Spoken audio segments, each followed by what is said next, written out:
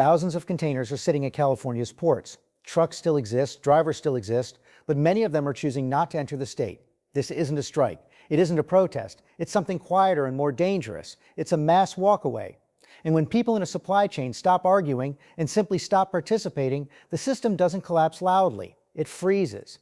Today, I'm going to explain how a climate regulation meant to modernize trucking turned into a real-world economic breakdown, not because of ideology, but because of implementation.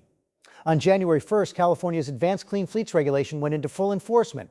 Under this rule, diesel trucks manufactured before 2010 can no longer operate on California roads. The goal is clear: reduce emissions and push the industry toward cleaner technology. The problem is who this rule actually affects. California's trucking industry isn't dominated by large corporations with massive capital reserves. It's powered by independent owner-operators, individuals who own one or two trucks and operate on extremely thin margins. Many of these drivers run well-maintained 2008 or 2009 trucks. Until recently, those vehicles were legal. Now they're suddenly non-compliant. The state's answer is simple in theory: upgrade. But in practice, the math doesn't work. A compliant used diesel truck can cost around $150,000.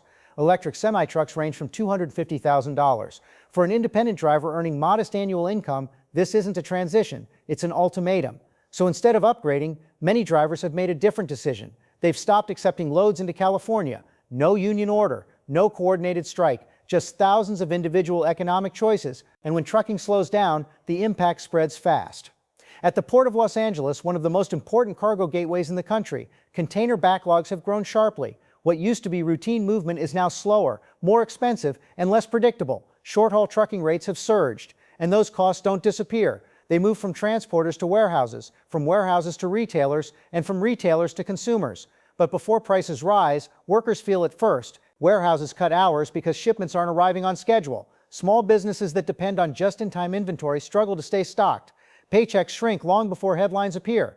This isn't a debate about whether clean transportation is necessary. It's about timing, transition, and trust. Industry groups warned in advance that forcing rapid equipment replacement without sufficient financial support would push independent operators out of the market. The assumption was that the market would adapt. It did, just not in the way policymakers expected. Instead of adapting through compliance, many adapted by leaving. Now the state is considering temporary waivers, but there's a problem with temporary fixes. Once trust is broken, it doesn't reset on a 6-month timeline. Some drivers have already relocated operations, routes have changed. Business decisions have been made that aren't easily reversed. And this doesn't stop at California's borders. California's ports handle a significant share of the nation's imports. When movement slows there, the effects ripple outward, across states, across industries, across supply chains. This isn't a story about climate policy versus the economy.